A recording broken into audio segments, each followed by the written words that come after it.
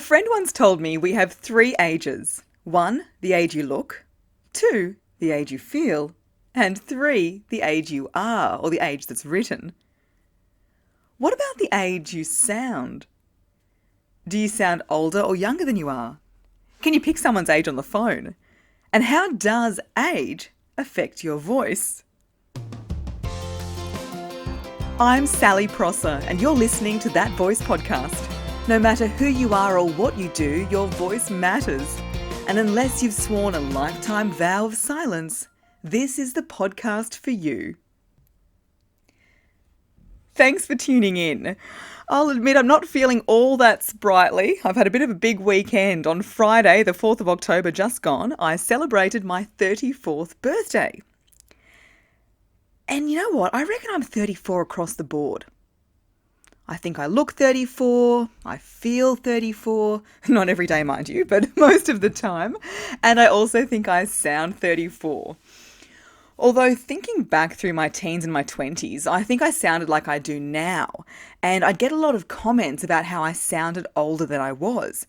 And it was usually in a positive way. I definitely believe having a trained voice with loads of resonance helped me be truly heard by employers or colleagues or anyone really. And I had no trouble with people taking me seriously when I spoke. Which really helped because when I was younger, I was a blonde little thing. And I'm sure people looked at me and thought, geez, what a ditz, and expected me to come out with, hi, it's really nice to meet you, rather than, hi, it's really nice to meet you.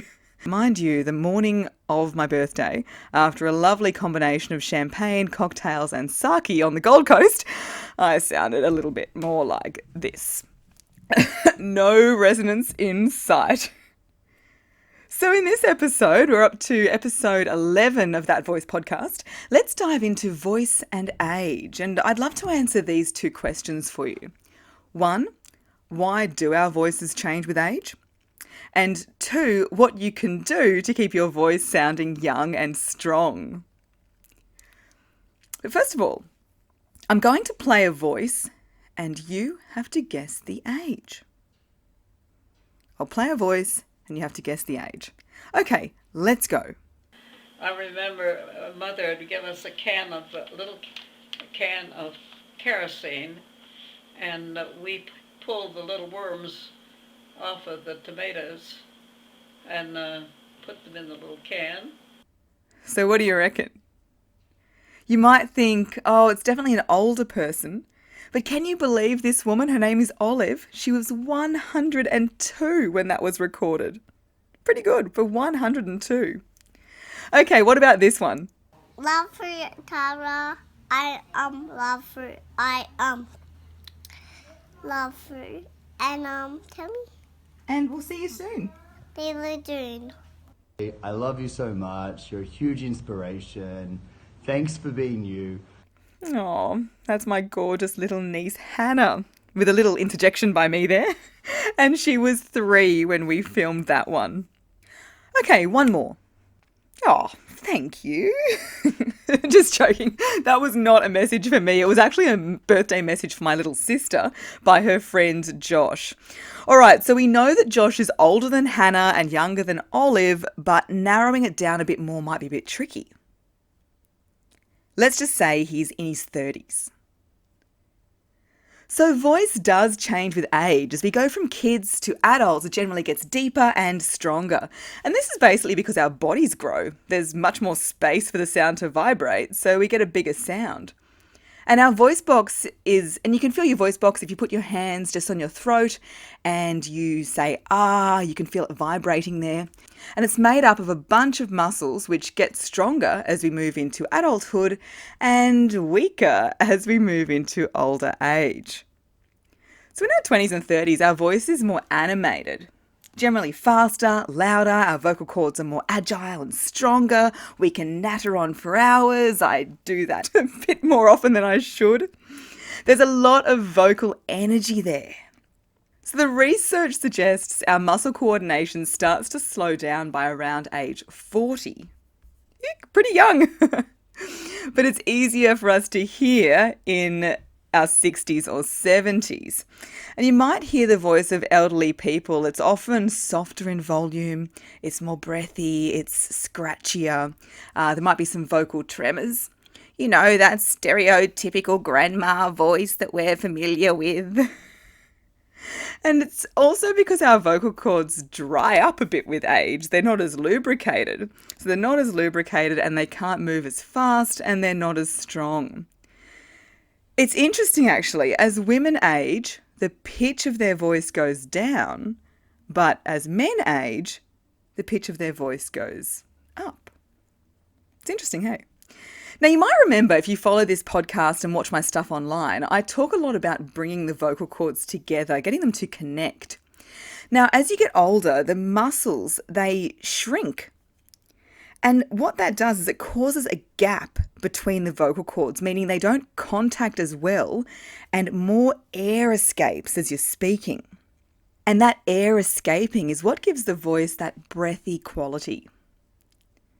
And of course, it's worth saying a lot of the time you can pick the age of the person because of the words that they're using, right? Our language is constantly evolving. You know, it'd be pretty weird hearing an older voice talking about binging on Netflix and getting the crew together for a selfie. It might sound a bit weird. So it's often the vernacular which gives away age. And I am definitely feeling mine because there's some conversations that go on between teenagers and I honestly have no idea what they're talking about. You might be able to relate to that. So what can you do about it? What can you do to help your voice sound young and strong for longer? Well, you can go and get Botox.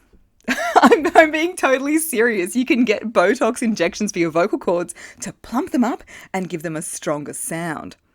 And there's also research out of Japan where they're actually taking healthy tissue from elsewhere in the body and they're injecting it into the vocal cords to regenerate the voice box. It's pretty cool.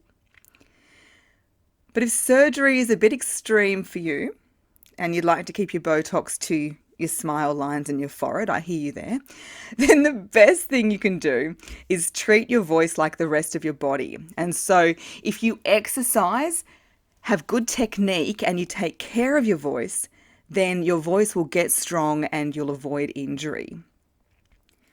And this is why some singers have beautiful speaking voices well into their old age because they've been doing this their whole life.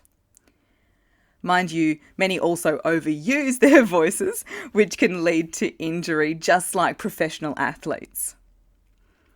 And it's important for me to clarify, look, I don't have any medical training. So if someone walks into my studio and I can hear that their voice is particularly strained, I always recommend to go and get it checked out by a doctor. And if you notice your voice changing and it's bothering you, honestly, go and get it checked out by the professionals. But to avoid getting to a stage where you have issues, then start putting into practice pretty much everything I teach about the good posture, a good breathing method, making sure your vocal cords connect. I talk about the Count Dracula exercise, placing our vibrations down and out for nice resonance. Now, I realize I cannot give you the contents of my entire voice training dossier in a sentence, but check out episode 3, which is 3 must-dos to take care of your voice. It's also worth checking out my free 1-minute voice warm-up, which again, sorry, it's been a crazy time and my webpage is still a work in progress. But shoot me a quick message through sallyprosser.com.au. There is a form on my holding page. Or Instagram, Facebook, LinkedIn, or Twitter. Just shoot me a quick message and I will send you back the warm-up. It's totally free and easy to use. It's just a series of 4 short videos. So there you have it. Do you sound your age? Shoot me some audio and I'll take a guess if you like. But remember, all this isn't about sounding your age. It's about sounding influential and it's about using your voice to truly get your message heard. Hopefully you learned something today. I'm recording this episode. I'm cutting it fine. It's Sunday afternoon before it drops on the Monday morning. It's that former journo coming out where I do love a deadline. But next week's episode is quite different. It's actually an interview I recorded about 5 months ago, back when I went to Singapore to do some work on my business. And At the time of doing this interview, I didn't even know if I was going to go through with the podcast. So it's funny how it's all worked out. And I chat to a broadcaster from Singapore. He's had about 30 years experience, Joe Augustin. And he talks about the importance of really tuning into voices and listening to voices, and how by doing so, we can really get some great tips and insight into how we can use our own voice. It's a really fascinating chat, and I hope you'll tune in next Monday. Thanks for listening to That Voice podcast. If you're looking for a speaker for your end of year event, then get in touch, sallyprosser.com.au.